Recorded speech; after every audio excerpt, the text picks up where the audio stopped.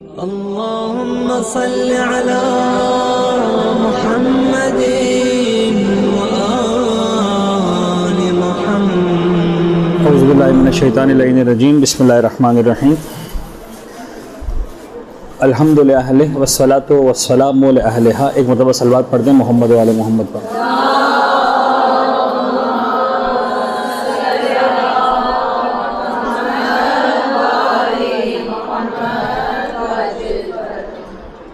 एक चीज़ जो अब मेरा ख़्याल है कि आप यकीनन पढ़ चुके होंगे, यानी जितना माशाल्लाह आप लोग मैंने देखा है अब तक ख़वातीन में इबादत का शौक़ और इस हवाले से एक तो मेरा एक अंदाज़ा है कि आप में से अक्सर ये बातें सुन भी चुके होंगे, सीख भी चुके होंगे और यकीनन अमल भी शुरू हो चुका होगा। लेकिन ये सोच कर कि मुमकिन अभी भी कुछ ऐसे स्टूडेंट्स हों कि जिन्होंने इन चीज़ों को ना देखा हो, तो मेरा दिल चाह रहा है कि थोड़ा सा इसको डिस्कस करूँ। अब मुझे याद नहीं आ रहा इसलिए कि रजब के आगाज़ में कुछ जगहों पर मैंने क्लासेस ली थी, तो कुछ रजब की खुसूसियात और शाबान की खुसूसियात बयान की थी। आया यहाँ पर ऐसा डिस्कशन हुआ था हमारा? कुछ भी नहीं हुआ था। चलिए थोड़ा सा इसको हम देख लेते हैं। रजब का, शाबान का और रमज़ान का, ये 3 महीने हैं। ये बात आप जहन में रखें कि ये 3 महीने ख़ास तौर पर एक अलग ही अहमियत के हामिल हैं अहले बैत अतहार की निगाहों में। अच्छा, एक उन्वान मेरे जहन में काफ़ी अरसे से है, लेकिन मैं उस अंदाज से रिसर्च नहीं कर सका जो मैं चाहता हूँ, इसलिए कि वक्त नहीं मिलता। ठीक है, एक ऐसा उन्वान जो बड़ा इंपॉर्टेंट है और जिस पर बाकायदा रिसर्च करने का मौका नहीं मिलता, वो ये कि दुनिया में 2 सिस्टम्स चल रहे हैं टाइम के एतबार से। एक सोलर सिस्टम है, एक ल्यूनर सिस्टम है, जो भी इस तरह सिंपल अल्फाज में कह लें। एक ग्रेगोरियन कैलेंडर है और एक हिजरा कैलेंडर है। एक शमसी निज़ाम है और एक जो है वो ये कमरी निज़ाम है। ठीक है ना? बड़े सारे फ़र्क हैं इन दोनों निज़ामों के अंदर। यानी क्रिश्चियंस की जो ईद है वो कौन सी है? 25 दिसंबर, राइट? आप देखें कि इनका प्रॉब्लम ये है कि ये मरते मर जाएंगे, लेकिन कभी गर्मियों की सीज़न में चाहे भी तो मैरी क्रिसमस नहीं मना सकते, इसलिए कि दिसंबर में ही मनाना है। पॉसिबल ही नहीं। लेकिन हमारी ज़िंदगी को आप देखें तो चूँकि हर साल 10 दिन का फ़र्क पड़ता, तो हम अपनी ईद उल फितर सख्त तरीन सर्दियों में भी मना चुके हैं, सख्त तरीन गर्मियों में भी मनाएंगे। ये वाकई ब्यूटी है। ये इतना खूबसूरत निज़ाम है, ये इतना खूबसूरत निज़ाम है और इतना स्लोली चेंज होता है कि हमें वैसे अंदाज़ा नहीं होता। लेकिन आज मैं कह रहा हूँ तो आपने सोचा होगा कि वाकई बात तो सही कर रहे हैं सर, कि एक ज़माना ऐसा भी था जब ईद की सर्दियों ईद के लिए देख रहे थे कि कौन सा स्वेटर पहनना है, और अब जनाब अली जो है वो गर्मियों के मौसम में ईद मना रहे हैं। कभी जो है वो रमज़ान में जो है वो सर्दियों की डिशेज से इफ्तार और सहरी होती है, कभी रमज़ान के अंदर जो है वो गर्मियों की डिशों से इफ्तार और सहरी होती। कभी जो है रमज़ान के महीने में आम का मज़े ले रहे हैं, कभी जो है वो आम पूरे जो है वो महीने में नज़र ही नहीं आ रहा। तो ये है, ये खूबसूरती है, ये इन्हें सिस्टम की ब्यूटी है। ये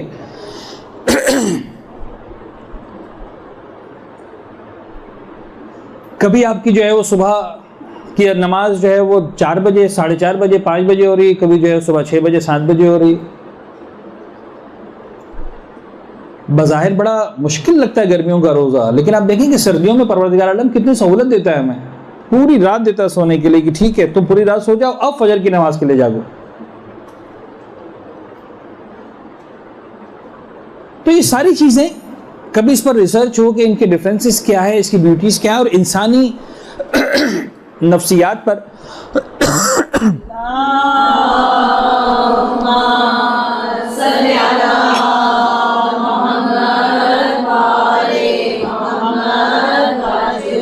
इसके क्या क्या असरात होते हैं वगैरह।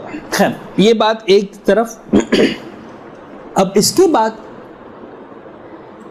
इन्हीं महीनों में से 3 महीनों का इंतखाब किया अहले बैत अतहार ने या परवरदिगार आलम की ज़ात अक़दस ने, और इनको हमारे लिए अहम तरीन महीने करार दिया। अब आप आजकल की लैंग्वेज के एतबार से जो भी नाम देना चाहें, आप कहें साहब 3 महीने का मेला लगता है, अब उसको मेला कहते हैं। आप कहें 3 महीने का फेस्टिवल है, फेस्टिवल कहते हैं, वही मेला हो गया। आप कहें साहब 3 महीने का सीज़न है, अब सीज़न कह लें, कुछ भी कह लें, लेकिन ये 3 महीने एक बिल्कुल इनफरादी, एक अलग हैसियत के हामिल हैं हम सब के लिए, जो अहले बैत के मानने वालों के लिए।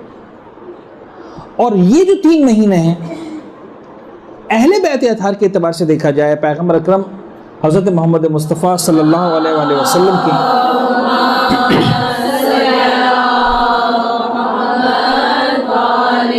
ज़ात अक़दस के एतबार से देखा जाए, उनकी तालीम और तरबियत के एतबार से देखा जाए, तो हमारी जिस्मानी नशो नुमा के महीने नहीं हैं, ये हमारी रूहानी नशो नुमा के महीने।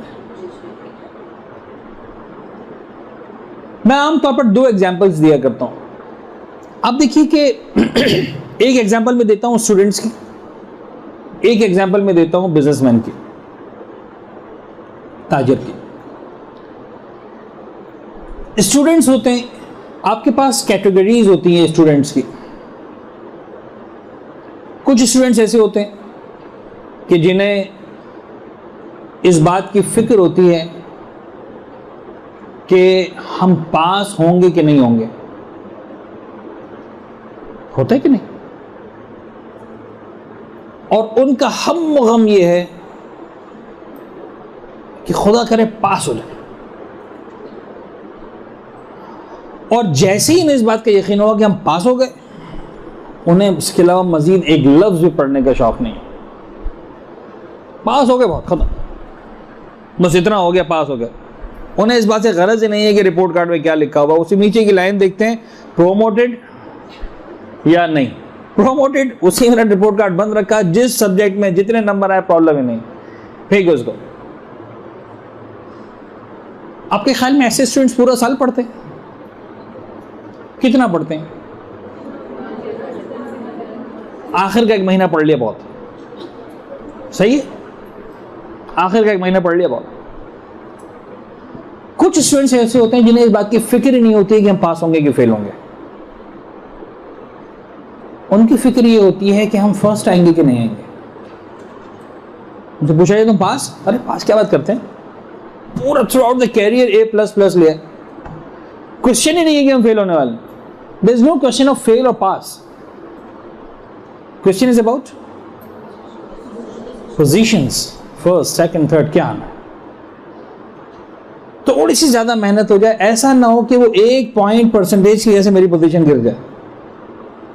उसे पास फेल के लिए नहीं लड़ना, उसको पास फेल के लिए नहीं पढ़ना, उसको पढ़ना किसके लिए? उस 1.1 के लिए, उस 1.2 के लिए, उस 1, 3 या 4 मार्क्स के लिए, जिसकी वजह से पोजीशन ऊपर नीचे होने वाली। आपका क्या ख्याल है, ऐसा स्टूडेंट सिर्फ 1 महीना पढ़ता,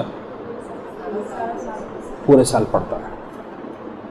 तो वो जो स्टूडेंट्स के लिए पढ़ाई की मिसाल है ना, वो रूहानियत के मैदान में कामयाबी के लिए रोजे की एग्जाम्पल है। जो रोजा है ना, उसी की एग्जाम्पल। अब आप इस पूरी एग्जाम्पल को फिट कर ले रोजे के सिस्टम पर जो हमारे पास अहले बैत परवरदिगार आलम ने दिया। खुदा ने मुताल किसी को फेल होते तो नहीं देखना चाह रहा, लिहाजा आखिरी महीने में तो खुदा ने गोया डंडा हाथ में उठा लिया, खबरदार रोजे रखने ही रखना है रमजान के महीने। यानी आप पता है कि अगर तुमने साल में ये 30 रोजे 29 रोजे भी नहीं रखे तो तुम फेल हो। खुदा कह रहा है मैं फेल तो नहीं होने दूंगा, लिहाजा सख्ती है, रोजे रखो, वरना ये है और कफारा क्या क्या।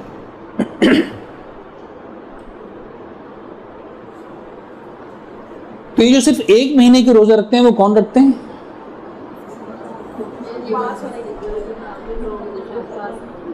जो सिर्फ पास होना चाहते हैं। अब आप खुद फैसला कर लें, कोई हरज नहीं है, खुदा को प्रॉब्लम नहीं है इसमें कि तुम अपना नाम किस कैटेगरी में लिखवाना चाहते हो। सिर्फ पास होने वालों में ठीक है, कोई बात नहीं, लेकिन अगर तुम चाहते हो पोजीशंस लो तो फिर तुम्हें पूरा साल इस इबादत से गुजरना है। लेकिन इस पूरे साल में भी किस तरह से? आप देखें एग्जाम्पल को आप एग्जैक्टली फिट करते जाएं। जो पोजीशन होल्डर है बहरहाल ऐसा नहीं है कि वो पूरा साल उसी तरह से पढ़ता है जिस तरह आखिरी महीने पढ़ता। आखिरी महीने मुमकिन है रात को 12-12 1 बजे तक पढ़ रहा हो, लेकिन ऐसा नहीं है कि पूरा साल रात 1 बजे तक पढ़ना है कि नहीं।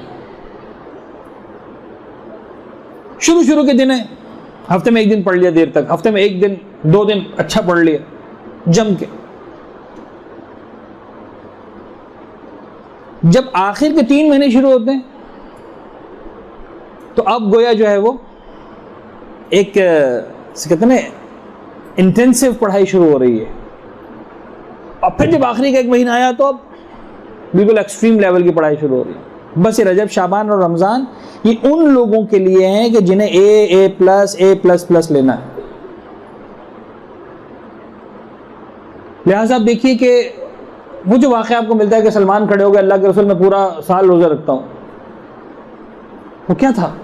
हर महीने 3 रोज़े रखता हूँ। फिर क्या कहा? क़िबला शाबान और रमज़ान के पूरे रोज़े रखता हूँ, रजब और शाबान के पूरे रोज़े रखता हूँ। तो समझ में आया कि अहले बैत के मकतब में जो तरबियत पाने वाले अफराद हैं वो कैसे होते हैं। सलमान सिर्फ ज़बानी कलामी इंसान नहीं बनता, इसके लिए थोड़ी सी एक्स्ट्रा एफर्ट्स करना पड़ती हैं। अब एक क्लास के अंदर तो फर्ज करें 20 बच्चे हैं, 25 बच्चे हैं, 30 बच्चे हैं, उसी में फैसला होना। But when it comes to the board examinations, अब 30 बच्चों का फासला नहीं है।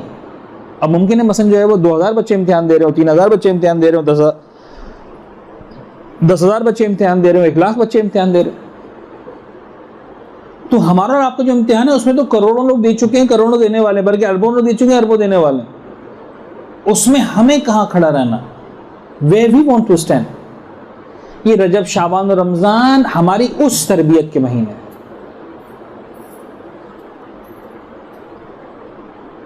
लिहाजा आप देखिए कि इस 3 महीनों के लिए जो मिजाज अहले बैत नजर आया, वही नजर आया कि दुआओं की भरमार है इसके अंदर।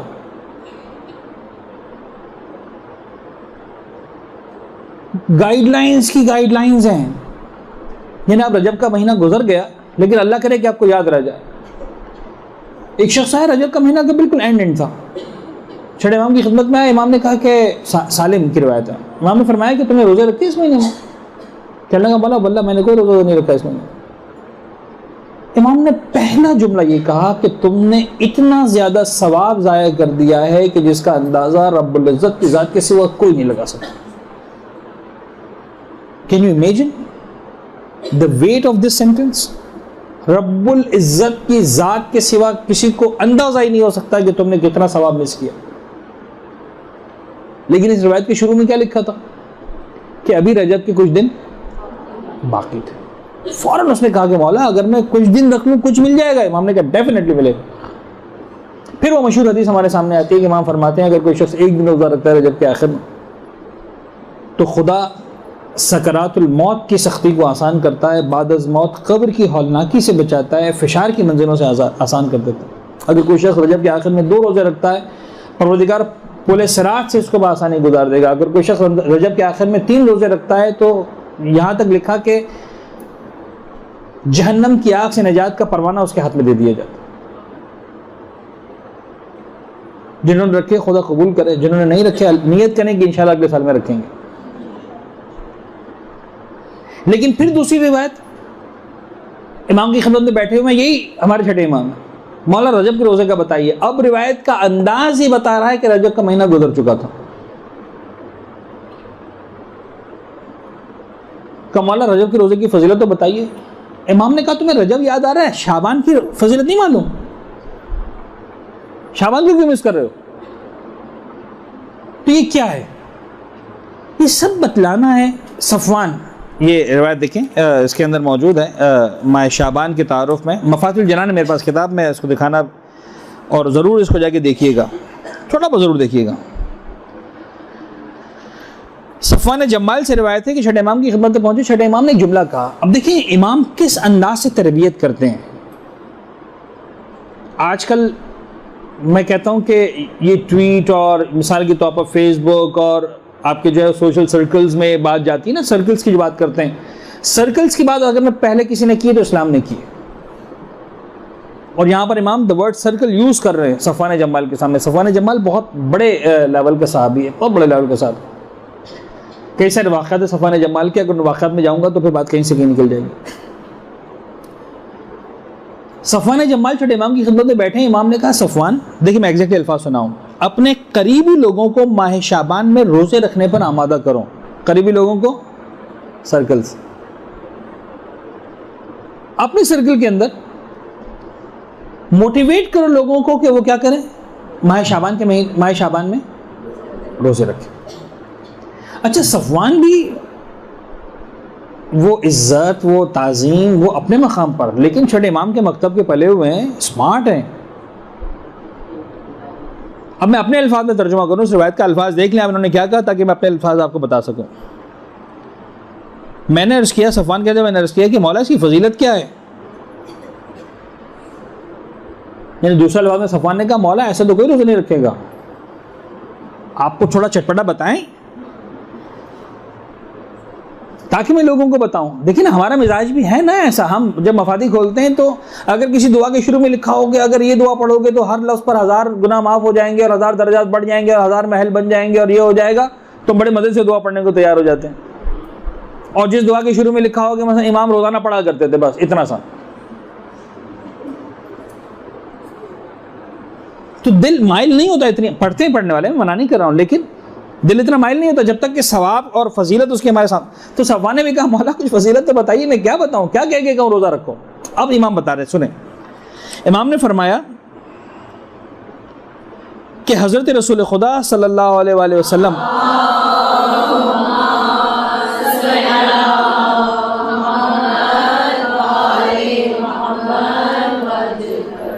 जब शाबान का चांद देखते तो आपके हुक्म से एक मुनादी ये निदा करता। अब देखिए, पैगंबर बाकायदा एहतिमाम कर रहे हैं।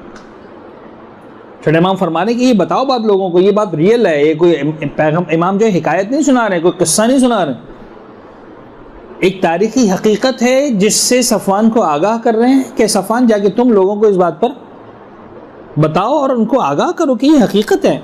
पैगंबर क्या करते थे, जब शाबान का चांद नजर आता था बाकायदा एक फर्द को हायर करते थे। आजकल जिस तरह हम लोग SMS करते हैं, ट्वीट करते हैं, मैसेजेस करते हैं और बात सैकड़ों हज़ारों लोगों तक पहुंचती है, उस ज़माने में क्या सिस्टम होता था कि मुनादी हुआ करते थे, जो गलियों में निकलते थे, महल्लों में निकलते थे, ढोल पीटते थे, लोग जब जमा हो जाते थे तो मैसेज देते थे, भाई फलां खानदान में फलां शख्स का इंतकाल हो गया, सबको पता चल जाए। हाजरीन गायबीन को इत्तला देते, फिर दूसरी गली में जाता था, वहाँ पर ऐलान करता था, फिर तीसरी गली में जाता था, पूरा दिन उसका काम ही होता था कि शहर के लोगों को इत्तला दे। तो पैगंबर बाकायदा एक मुनादी को हायर करते थे, जाओ जाके निदा दो।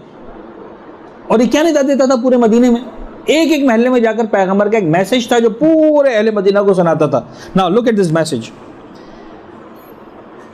मुनादी निदा करता था, ए अहले मदीना, मैं रसूल खुदा का नुमाइंदा हूँ और उनका फरमान है कि शाबान मेरा महीना है, खुदा उस शख्स पर अपनी रहमत नाजिल फरमाए जो इस महीने में मेरी मदद करे, यानी रोज़ा रखे। अल्लाह बज़ाहिर बड़ा अजीब है, यानी शेख अब्बास ने अगर रिवायत न लिखी होती तो शायद इतना बयान करना भी आसान नहीं होता कि पैगंबर इज आस्किंग फॉर हेल्प। यानी मुझसे और आपसे पैगंबर कहें कि ए मेरे मानने वाले मेरी मदद कर, हम क्या करने को तैयार हैं? यानी वाकई क्या करना चाहिए हमें? हम कहेंगे मौला हमारी जान कुर्बान, हमारे माँ बाप कुर्बान, हमारी औलाद कुर्बान, हमारा माल कुर्बान, हमारा सब कुछ, हमारी हस्ती सब कुछ कुर्बान। पैगंबर फरमाने, लेसन मुझे कुछ नहीं चाहिए, एक काम करो, मेरी हेल्प करना चाहते हो, शाबान के महीने में रोजे रखो। Now what is the response? क्या होना चाहिए रिस्पॉन्स?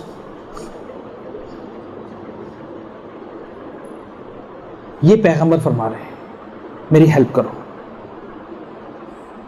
अब ये रिवायत कौन सुना रहा है? छठे इमाम। किसको सुना रहे हैं? सफवान जम्माल को, और कह रहे जाओ जाके सफवान ये रिवायत तुम अपने सर्कल्स में बयान करो। जिन्हें दूसरे अल्फाज में मैं आज ये कह रहा हूं कि जाओ अपने अपने मैसेजेस में बना के इसको ट्वीट करो, फैलाओ इस मैसेज को आगे जितना हो सकता है। गोया ये पैगंबर के मुनादी का काम तुम अंजाम दे रहे हो, गोया छठे इमाम के दौर के सफवान जम्माल का काम तुम अंजाम दे रहे हो। और आगे सफवान कहते हैं कि छठे इमाम ने फरमाया कि अमीरुल मोमिनीन अली इब्न अबी तालिब अलैहिस्सलाम फरमाते थे,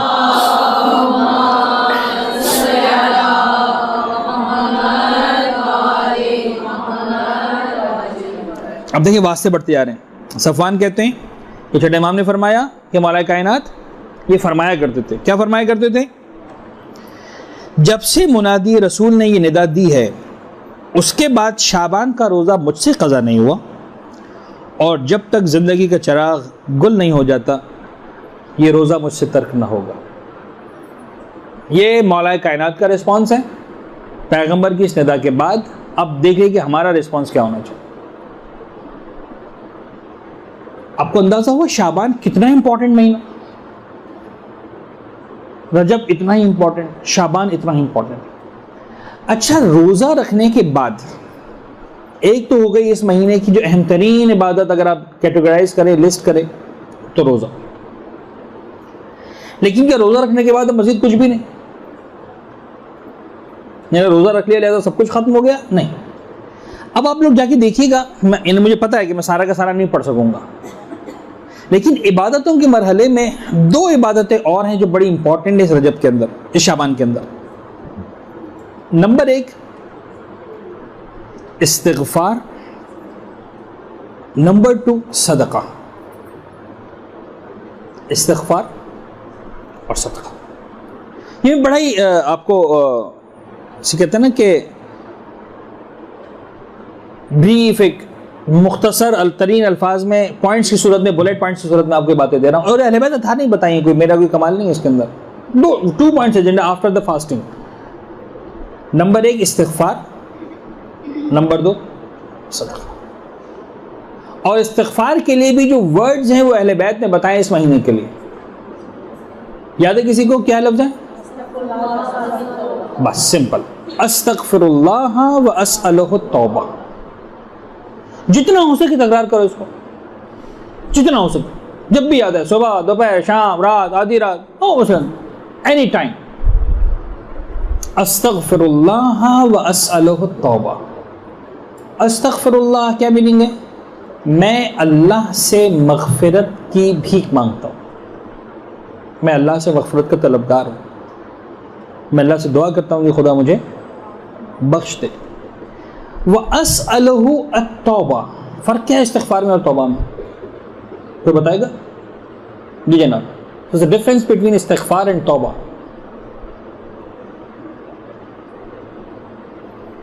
बस आज के बाद अब जब दुआ मांगें तो उसकी मीनिंग जहन में होना चाहिए। अस्तग़फ़िरुल्लाह, अल्लाह से मग़फ़िरत तलब कर रहा हूँ, व अस्अलुहु अत-तौबा, और मैं उससे दुआ कर रहा हूँ, सवाल कर रहा हूँ कि मुझे तौबा नसीब करे। क्या मतलब? तौबा मीन्स पलटना, बरगश्त। यानी आज तक मसलन बेपर्दगी की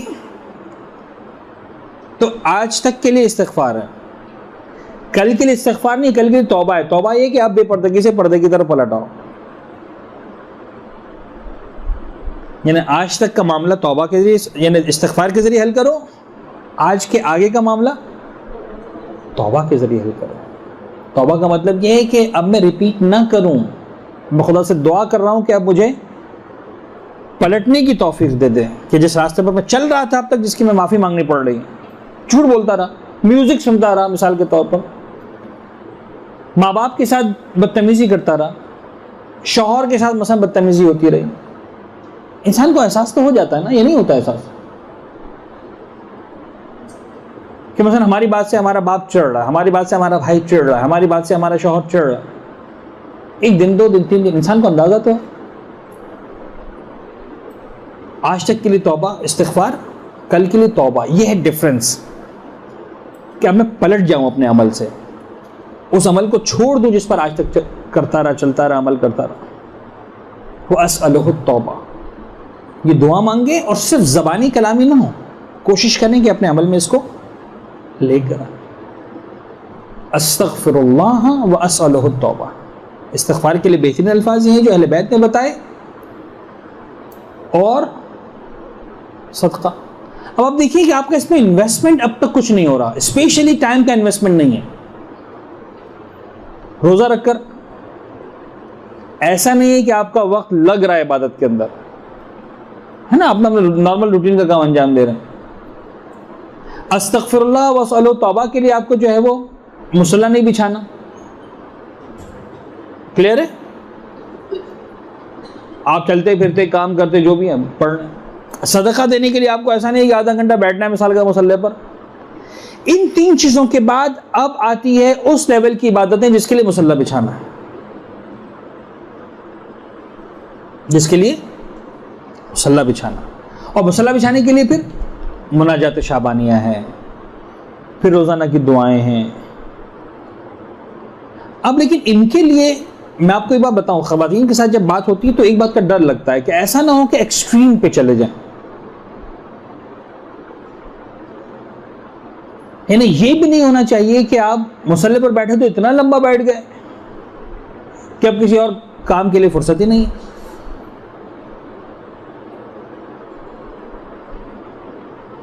घर में बच्चे भूखे प्यासे हैं, मसला नहीं, हम तो मुसल्ले पर बैठे हैं। शौहर को चाय चाहिए नहीं, साहब आप चाय बना के खुद पीजिए, मेरे लिए भी दीजिए, मैं तो दुआ पढ़ लेंगे।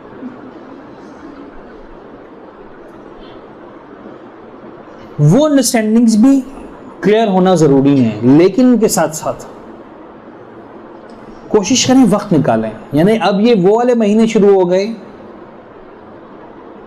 कि अब डिसाइड होना है कि A+ लेना है, A++ लेना है, A लेना है, B लेना है, पास होना है, क्या करना है। तो कुछ ना कुछ तो करना पड़ेगा ना। आखिर के 3 महीने में इंसान वक्त निकालता ही है, बाकी मसरूफियात को कम करता ही है। जिन बच्चों को वाकई पोजीशंस देनी होती है, क्या करते हैं आखिरी महीने में? कोई प्रोग्राम में शादी का नहीं जाना, दोस्तों ने खेलने का प्रोग्राम बनाया नहीं जाना, पिकनिक नहीं जाना, फलां नहीं जाना। क्यों? उससे कि हमारा पढ़ाई का महीना। कहीं कटौती करेंगे तो टाइम निकलेगा ना यहाँ पर, तो बाकी सारी चीजों में कटौती करें और टाइम निकालें मुसल्ले बैठने के लिए। मैं कहता हूं प्लान से बढ़ें आगे। रोजाना मसला आधा घंटा निकालें, 15 मिनट दिन में, 15 मिनट रात में, 20 मिनट दिन में, 20 मिनट रात में, ज्यादा नहीं, जितना नॉर्मल करते थे प्लस 20 मिनट्स प्लस 15 मिनट्स। बहुत ज्यादा करेंगे तो बदहजमी हो जाएगी, नहीं कर पाएंगे, याद रखिएगा नहीं कर पाएंगे। जिस तरह इंसानी जिस्म की एक इस्तिताअत है ना, अगर आप फर्ज करने बहुत ज्यादा फूड खाने के आदी नहीं है और आप एकदम से हैवी खाना शुरू कर देंगे तो क्या हो जाती है? मतली हो जाती है। जो खाया है वो भी क्या की सूरत में निकल जाता है, जाया हो जाता है। बिल्कुल इसी तरह इबादत में भी इंसानी रूह इतना ज्यादा एक्सेप्ट नहीं कर सकती एक साथ। एकदम से करने जाएंगे नहीं बर्दाश्त कर सकेंगे। और जिस्मानी क़य वो है जो समझ में आती है, रूहानी क़य समझ में भी नहीं आती कि मेरे साथ हो क्या रहा है। लिहाजा लिमिट्स में रहते हुए ना अपने सिस्टम को डिस्टर्ब करें, ना अपने घर वालों को डिस्टर्ब करें, ना अपने फैमिली सिस्टम को डिस्टर्ब करें, लेकिन इबादत में कुछ ना कुछ बेहतरी लाएं, कुछ ना कुछ बढ़ाएं। और अब इसके बाद एक रिवायत बड़ी इंपॉर्टेंट है। यह रिवायत आपको मिलेगी माह रजब की पहली रात के अमाल में। माह रजब की पहली रात के अमाल,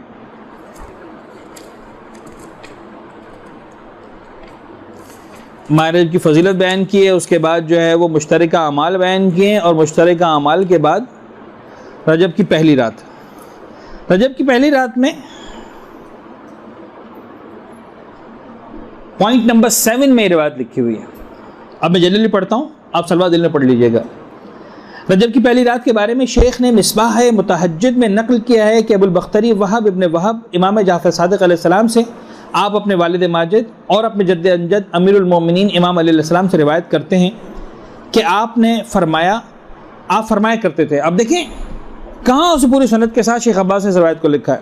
आप फरमाया करते थे, मुझे खुशी महसूस होती है कि इंसान पूरे साल के दौरान इन 4 रातों में खुद को तमाम कामों से फारिग करके बेदार रहे। साल की 4 रातें और खुदा की इबादत करे। अब इससे पहले कि इस रात को मुकम्मल करूं, जरा सोचिए और लिखिए अपने पास वो 4 रातें कौन सी होंगी। हम तो बहुत से रातों को जानते हैं ना दीन के अंदर, कितनी कितनी रातें जो इंपॉर्टेंट हैं। अब आपको इतना तो अंदाजा हो गया कि उनमें से एक पहले रजब की रात है, इसलिए कि पहले रजब की रात में आगे चले एक रात, बाकी 3 रातें कौन सी होंगी? शब कदर होनी चाहिए, इसलिए कि रमज़ान के महीने की अहम तरीन रात शब कदर है, और 15 शाबान की रात, और शब ईद, और शब मेराज, और शब अरफा, ठीक है ना। और कई सारी रातें हमारे जहन में आई, ठीक है। बस मेरा काम इतना ही था कि थोड़ा सा आपकी जो है ना सोच को बेदार करूँ। अब आइए देखिए इमाम क्या फरमाते हैं। न इसके अंदर शब कदर का तस्करा है, न इसके अंदर शब मबअस शब मेराज का तस्करा है, न इसके अंदर शब अरफा का तस्करा है, न लैलतुल रगाइब का तस्करा है। फिर वो चार रातें कौन सी हैं? एक रात तो हो गई फर्स्ट रजब, बाकी 3 रातें कौन सी हैं? तो इनमें से एक 13 रजब भी नहीं, इनमें से एक रात है ईद उल ज़ुहा की रात, यानी शब अरफा के एक रात बाद ईद उल अज़हा की रात। ईद उल अज़हा की रात अभी शायद यहाँ रहने वालों को समझ में ना आए, ये हाजियों को समझ में आएगी। अहम तरीन रात अगर पूरे हज के अंदर है तो कौन सी है? जब अरफात के मैदान से निकलो, मिना के मैदान में जाना है 10 ज़िलहज को सुबह, 9 ज़िलहज को मगरिब के अज़ान पर अरफात का वक़ूफ़ ख़त्म हो गया, 10 ज़िलहज को सुबह सूरज निकलने के बाद मिना के मैदान में कंकर भी मारने हैं और कुर्बानी भी होनी है और सर भी मुड़वाना है वगैरह, एहराम से फारिग होना है। ये जो 9 और 10 की दरमियानी रात है, ये बैतूता करना है मुज़दलिफ़ा के मैदान में, मशअरुल हराम जिसे कहते हैं। अहम तरीन रात है, वल्लाह अहम तरीन रात। खुदा नसीब करे इंशाअल्लाह मुझे भी आपको भी बार बार नसीब करें, और ख़ुद मुज़दलिफ़ा के मैदान में जाकर देखें और उसकी बरकतों को, उसकी वाक़न उसकी सिग्निफिकेंस को महसूस करें। अजीब रात है। यानी अहले बैत, अब मैं एक मसला से जुमला सुन लें, ये जुमला मुझे पता है कि समझ में नहीं आएगा लेकिन याद रह जाए तो बड़ी बात है। अहले सुन्नत के एतबार से अरफा हो गया, हज हो गया, यानी हार्ट ऑफ द हज इज अरफा अकॉर्डिंग टू अहले सुन्नत। अकॉर्डिंग टू अहले बैत शब मुज़दलिफ़ा इज द हज, हार्ट ऑफ द हज। ज़हन में रखिएगा, ज़हन में रखिएगा। अहले बैत के एतबार से अरफा इज नॉट द, है बहुत इंपॉर्टेंट है, कोई शक नहीं, लेकिन बहरहाल अरफात से भी एक कदम से ही आगे कौन सी रात है? मुज़दलिफ़ा की रात, इतनी इंपॉर्टेंट। अब ये फ़िक़ी मसाइल जब सुनेंगे, समझेंगे, इंशाअल्लाह आज का सफ़र इख्तियार करेंगे तो समझ में आएंगी सारी बातें। तो एक रात तो वो है शब ईद उल अज़हा, एक रात हो गई पहली रजब की रात, बाकी 2 रातें कौन सी? तो इन बाकी 2 रातों को समझने के लिए रजब, शाबान और रमज़ान को एज ए होल पैकेज समझना पड़ेगा। रजब, शाबान और रमज़ान अगर एज ए पैकेज समझ में आया तो फिर एक जुमले में बात मुकम्मल हो जाएगी। पहली रात, दरमियानी रात, आखिरी रात, यानी पहली रजब, 15 शाबान, ईद उल फित्र।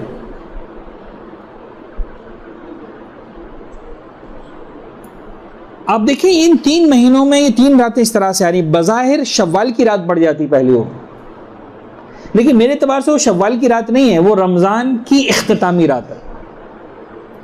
एक कारोबारी होता है ना, जब एक मेला लगता है तो क्या करता है वो पहली रात को सारी प्लानिंग करता है, मुझे इतना इतना इतना धंधा करना है, कारोबार करना है, इतना मुझे कमाना है। फिर दरमियान में एक रात बैठकर वो हिसाब किताब करता है कि साहब मैंने जितना सोचा था उतना कमा लिया कि नहीं कमाया। और जब शामियाने हट जाते हैं, मेला चला जा मुकम्मल हो जाता है, सारे के सारे कहा चले जाते हैं, तो अब वो आखिरी रात जो उसूलन मेला खत्म हो चुका होता है उसूलन, लेकिन अब वो बैठकर हिसाब किताब करता है कि मैंने जितना कमाया था उतना कमाया कि नहीं। बस ये 3 रातें समझ लें। और इमाम अली फरमाते हैं कि मुझे पसंद है कि इंसान इन रातों को जाग कर गुजारे, तमाम कामों से खुद को फारिग करे। ठीक है, एक लफ्ज़ लिखा हुआ, मैं इसे इनकार नहीं करता और मुझे इजाज़त नहीं है अपनी मर्जी से मौला के कलाम की तफसीर करूँ। लिखा है कि इबादत में गुजारें। मुझे ऐसा लगता है कि यहाँ इबादत में गुजारने से मतलब सिर्फ ये नहीं है कि दुआएं पढ़ता रहें। इबादत में गुजारे का मतलब वो तफक्कुर की इबादत, प्लान करे कि मुझे क्या करना है। मुझे यानी जिस तरह एक बिजनेसमैन प्लान करता है, मुझे इस 3 महीने में ये मेरा टारगेट है, मुझे ये अचीव करना है, इतना बिजनेस करना है। मोमिन का ही टारगेट होना चाहिए, इस रजब, शाबान, रमजान में मुझे इतना अचीव करना है, इतना टारगेट है। अब कुछ लोग ऐसे हैं जो रजब, शाबान के पूरे पूरे महीने रोजे रखते हैं, वो एक अलग है, एडवांस यूजर्स हैं। ठीक है, खुदा उनको सलामत रखे, उनकी इबादतों को कबूल करे और तौफीक दे। कुछ वो हैं जो रमजान के अलावा नहीं रखते। अब आप कहें साहब हम आज से सारे रोजे रखना शुरू कर देंगे, नहीं रख पाएंगे, फेल हो जाएंगे। टारगेट्स बनाए कि साहब रजब, शाबान और रमजान में 90 दिन थे, 90 दिन में हम 30 दिन का रोजा रखते थे, 60 नहीं रखते थे।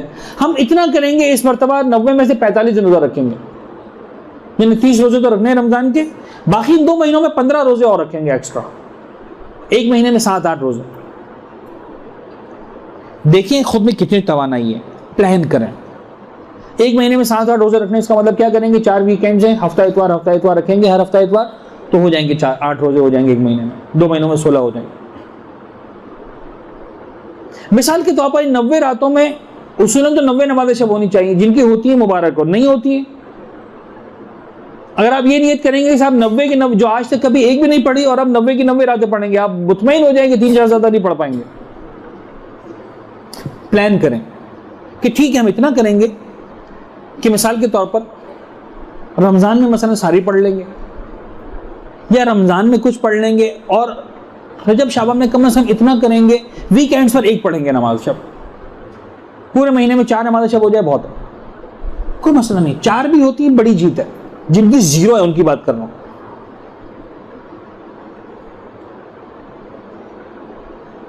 कुछ लोग हैं जो सिर्फ रमजान के 1 महीने में 3-3, 4-4, 6-6, 8-8 कुरान खत्म करते हैं, कुछ ये पढ़ ही नहीं पाते हैं। चलें बाबा रमजान रजब शाबान रमजान में मिलाकर 1 मरतबा कुरान मजीद खत्म करेंगे शुरू से आखिर तक। मैं उनकी बात कर रहा हूं जो कहां खड़े, 0 पे खड़े, जो पढ़ते ही नहीं है। कि साहब थोड़ा थोड़ा पढ़ेंगे, 90 रातें 90 दिन है। अगर इस पूरे कुरान को मिसाल के तौर पर फर्ज कर लें 300 सफ़े का कुरान, मुझे नहीं पता 500 सफ़े का कुरान है, 600 सफ़े का कुरान है, 600 सफ़े का कुरान का मतलब अगर 90 पे डिवाइड करें इसको तो कितना बनता है, सब इतना बनता। 900 सफ़े होते, 90 दिन होते, 10 दिन आते, 600 सफ़े मसलन 6 सफ़े आएंगे। चलें 600 सफ़े का कुरान है, रोजाना 6 सफ़े पढ़ेंगे बस, अल्लाह करेगा 7 सफ़े पढ़ेंगे, हो जाएगा पूरा 3 महीने के अंदर। ये प्लानिंग की रात है। 15 शाबान को फिर प्लानिंग को रिवाइव करना है। जो मैंने सोचा था वो किया कि नहीं किया। मैंने सोचा था कि मिसाल के तौर पर मतलब पूरे महीने इस 3 महीनों के अंदर मिसाल के तौर पर मुझे 20 नमाज़ें शब पढ़नी है, इसका मतलब 15 शाबान आ गई, 10 हो जानी चाहिए। हुई कि नहीं हुई? हुई, खुदा का शुक्र अदा करो। नहीं हुई, अपने साथ रिकमिटमेंट करो कि अब कैसे पूरा करूं इस कोटे को। मैंने सोचा था मसलन मुझे पूरा कुरान पढ़ना है एक शुरू से आखिर तक, तो 15 शाबान तक आधा हो जाना चाहिए था। 15 पारे हुए कि नहीं हुए? अगर नहीं हुए इसका मतलब कोई ना कोई प्रॉब्लम है। I need to revise my planning and so on. फिर वो समझ में आएगा कि क्यों मासूम कहते थे कि बाबा ईद उल फितर की रात जो है वो मजदूरी लेने की रात है। तो मजदूरी लेने की रात ये कि तुम्हें पता तो हो कि तुम्हें क्या है, इन्हें रिपोर्ट कार्ड तुम्हारे अपने हाथ में, तुम्हें पता है कि आज की रात अगर खुदा इनाम बांट रहा है तो मुझे क्या मिलेगा, मैं कहां खड़ा हूं। मेरे रिपोर्ट कार्ड में प्रोमोटेड लिखा है, डिमोटेड लिखा है, A+ लिखा है, A लिखा है, क्या लिखा है। मैंने जो कमिटमेंट किया था वो पूरा किया कि नहीं किया, जो मैं कर सकता था वो मैंने किया कि नहीं किया। इबादत सिर्फ दुआएं पढ़ लेने का नाम नहीं है, सिर्फ किताबें खोल लेने का नाम नहीं है, सिर्फ जो है वो तोते की तरह रिवाइज कर लेने का नाम नहीं है। प्लानिंग करें, प्लीज प्लानिंग करें। आधा घंटा 1 घंटा सफा लेके बैठ जाएं, कागज लेके बैठ जाएं 15 शाबान की रात को। सारी बातें तो जो आप करते करें, एक काम और करें इस मरतबा मेरे कहने पर, एक कागज लेके बैठ जाएं आधे घंटे के लिए, सिर्फ कागज कलम, सारे मोबाइल कंप्यूटर सब ऑफ करके सुकून से सोचें कि मुझे इन बाकी 45 दिनों में क्या करना है। रमजान के महीने में क्या टारगेट्स हैं मेरे, कितनी नमाज़ शब पढ़नी है, कितनी मरतबा दुआ वो हमजा पढ़नी है। अच्छा हम क्या प्लानिंग करते हैं, कमाल है हमारा। जब शाबान रमजान शुरू होते हैं क्या प्लानिंग होती है, मैचिंग की चूड़ियां कहां से मिलेंगी, मेहंदी किससे लगवानी है, कपड़े इस मरतबा दर्जी को पहले दे देने हैं, कौन सा डिजाइन चल रहा है, कौन सा फैशन चल रहा है। लिसन, है कि नहीं है, ये सब ग्राउंड रियलिटीज हैं। क्या वाकई रजब शाबान और रमजान इसीलिए थे? क्या वाकई इसीलिए थे? यानी आज अजीब बात है कि जो हमारे रूहानी बुलंदी और तरक्की के अजीम तरीन महीने थे, आज हमारे दुश्मन की कामयाबी ये है, उसने इस तरह से हमको जकड़ दिया इन चीजों के अंदर।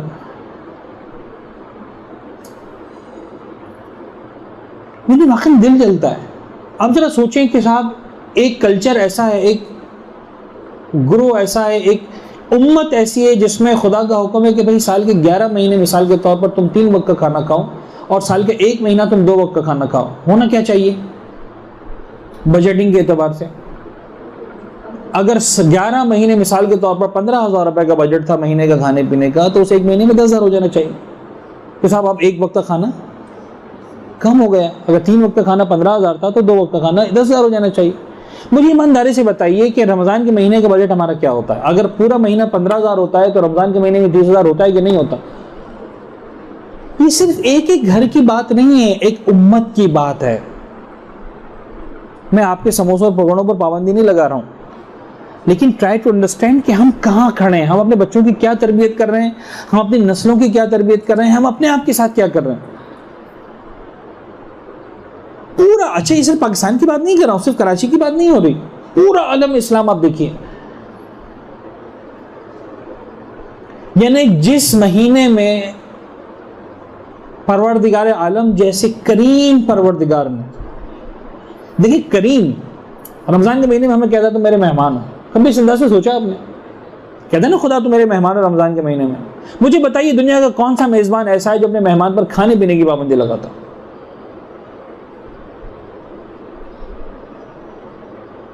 है, होगा कभी ऐसा? आप अपने किसी मेहमान को जो आपका बिन बुलाए भी नहीं है, आपने बड़ी इज्जत से उसे अपने घर में बुलाया है, और जब आपका मेहमान बन गए आपने खबरदार, खाना नहीं खाना, पानी नहीं पीना।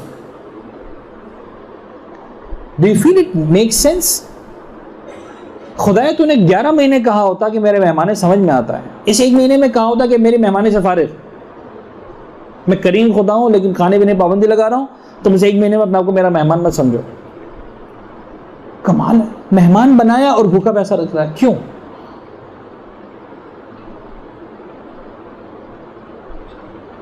थोड़ा सा एग्जाम्पल को ट्विस्ट करें, समझ में आ जाएगी बात। आपने बहुत ही अजीज मेहमान को बुलाया, उसको 104 बुखार है, वो आपसे ठंडी बोतल मांग रहा है पीने के लिए, देंगे इसको? क्यों नहीं देंगे? आप कहेंगे साहब आप हमारे अजीज तरीन मेहमान हैं और हम आपकी जात को जरा सा भी नुकसान पहुंचाना पसंद नहीं करते, जो आप मांग रहे हैं ये आपको मजीद भी मार करने वाली चीज है। लिहाजा अगर हम अच्छे मेजबान हैं तो जरूरी है कि आप में ठंडा शरबत, तो हर चीज पे पाबंदी लगा दें ठंडी। तो ये पाबंदी क्यों लगा रहे? मेजबान मेहमान की जरूरत को मद्देनजर रखते हुए पाबंदी लगा रहा है। बस आप समझें कि परवरदिगार ने मेहमान बनाया किस चीज के लिए। खुदा ने कहा कि बाबा रोजे रखो ताकि तुम साहिब तकवा बन जाओ। खुदा जानता है, मैं और आप जानते हो कि ना जानते हो, कि जब तक ये भूख और प्यास की तकलीफ को बर्दाश्त नहीं करेंगे तकवा के उस लेवल तक पहुंच ही नहीं सकते। हमें और आपको भूखा रखकर खुदा को कोई फायदा नहीं होने वाला। ऐसा नहीं कि खुदा के पास ग़िज़ा की कमी हो गई है, मुसलमान जो है वो एक टाइम भूखा रह लेंगे तो खुदा की जो है वो ग़िज़ा की कमी पूरी हो जाएगी, ऐसा कुछ नहीं है। मसला है कि मैं और आप उस तकवा की मंजिल पर पहुंच ही नहीं सकते जिस तक खुदा हमको पहुंचाना चाहता है, जब तक कि रोज़ा नहीं रखेंगे। फेल है उसके बगैर हमें। अब मुझे ईमानदारी से बताइए, जिस महीने को खुदा ने भूख और प्यास का महीना बनाया था, क्या हमारे पास वो महीना खाने और पीने का महीना नहीं है? ये जुल्म वो है जो हम खुद अपने आप पे करते हैं, कोई और हम पर आके नहीं करता। खुदा ने रमज़ान का महीना बनाया था फजर की अजान से लेकर मगरिब की अजान तक भूखे प्यासे रहने का महीना। हमने क्या बना दिया? मगरिब की अजान से लेकर फजर तक खाने पीने का महीना। है कि नहीं? आप देखिए किस तवातुर के साथ डिशेस चलती हैं इफ्तार से लेकर सहरी तक। नहीं, ऐसा लगता है कि जो फोकस है वो फजर से मगरिब तक भूखा रहने पर नहीं है, फोकस मगरिब से फजर तक खाने पर है। हम ये प्लानिंग नहीं करते हैं कि फजर से मगरिब तक क्या करेंगे, हम ये प्लानिंग करते हैं कि मगरिब से फजर तक क्या करेंगे। आज समोसे खाने, आज पकौड़े खाने, आज ये खाना, आज वो खाना, आज ये बना लो, आज वो बना लो। रमज़ान के महीने में आप देखें टेलीविजन के प्रोग्राम्स दुआओं के इतने नहीं है जितना जो है वो रेसिपीज के प्रोग्राम है कि नहीं? ये जुल्म कौन कर रहा है? हम में से हर फर्द इंडिविजुअली भी कर रहा है, और फिर हमारा माशरा माशरती तौर पर, फिर पूरा आलम इस्लाम। काश इन बातों को समझा होता तो आज हम कहीं और होते हैं। लेकिन एटलीस्ट जो हम समझ सकते हैं इस एक फैमिली की हद तक, इस एक ग्रुप की हद तक, एक इस क्लास की हद तक, हम इतना तो समझ सकते।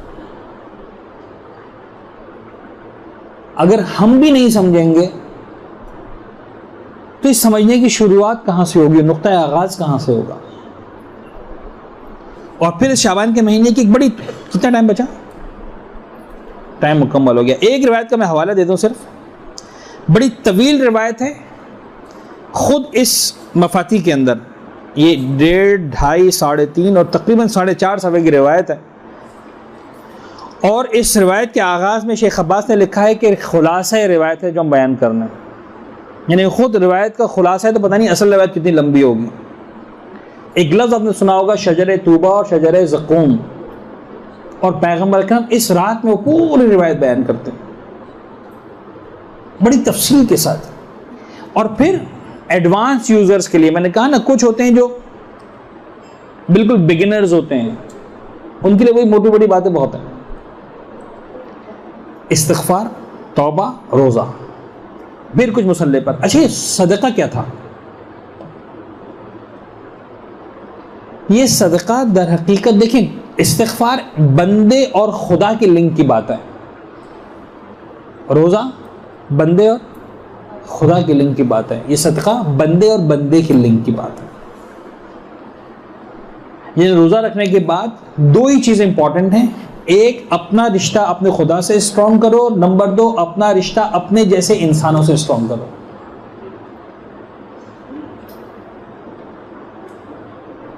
ना खुदा की खातिर बंदों को भूल जाओ, ना बंदों की खातिर खुदा को भूल जाओ। ये सदका ये है, यानी तुम्हारे अंदर इतना हौसला होना चाहिए कि अपनी खून पसीने की कमाई, अपनी मेहनत की कमाई, अपनी ज़रूरत की कमाई जेब में हाथ डालकर दे सको किसी मुसलमान की हेल्प करने के लिए। फिर चाहे तुम्हारा भाई है, बहन है, शौहर है, औलाद है, माँ बाप हैं, रिश्तेदार हैं, पड़ोसी हैं, जो भी है। यू शुड हैव इनफ करेज, आप में इतना हौसला होना चाहिए।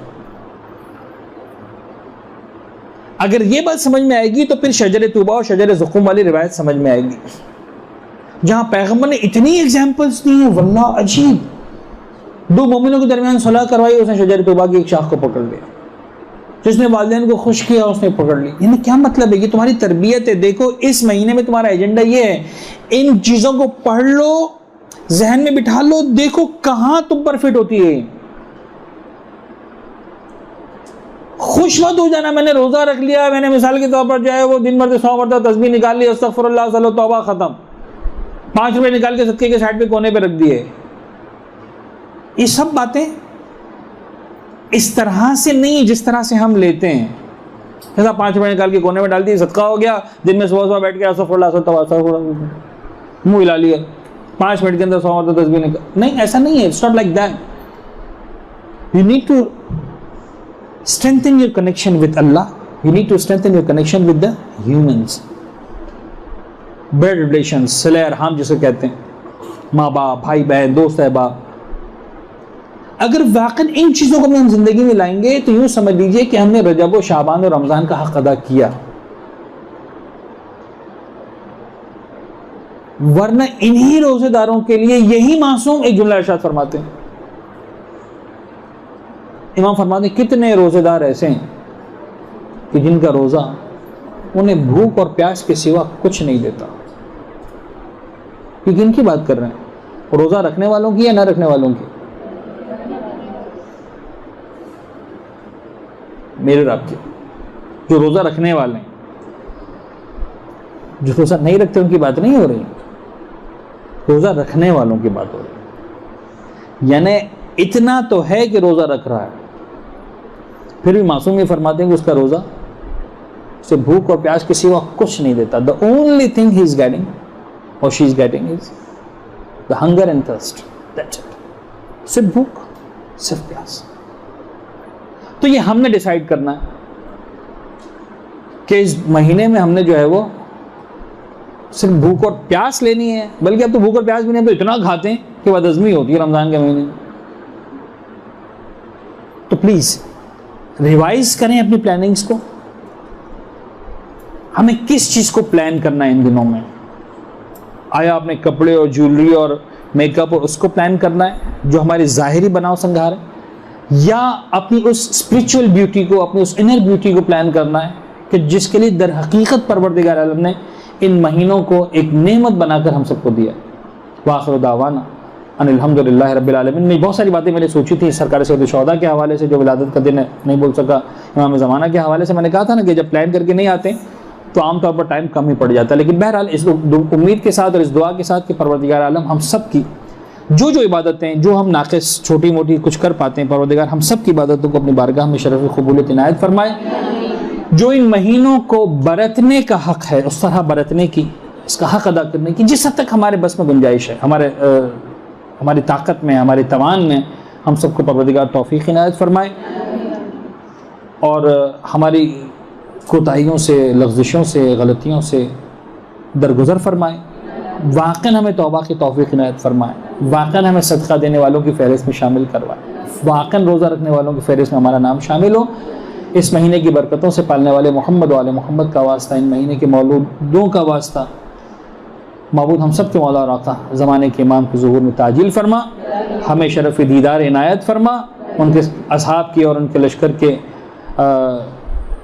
फ़हरिस्त में हम सब का नाम शामिल फरमा। दुआओं की कबूलियत के लिए एक मरतबा सलवात पढ़ दें मोहम्मद वाले।